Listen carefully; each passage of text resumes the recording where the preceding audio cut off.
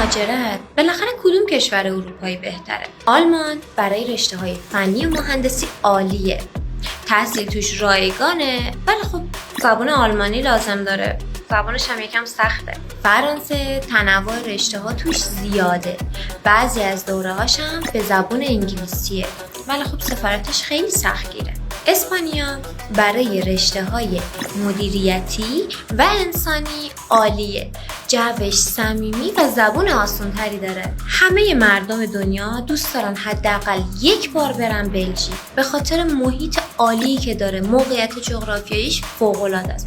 ولی خب هزینه تحصیل توی این کشور یکم زیادتر. کسایی که پزشکی و دندون پزشکی دوست دارن مجارستان کشور شماست.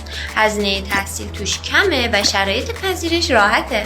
میخوای توضیحات بیشتر در مورد هر کشور بدونی و بفهمی کدوم کشور برای تو مناسب تره؟ توی کانالمون توضیحات کامل بهت دادم. حتما به کانال سر بزن.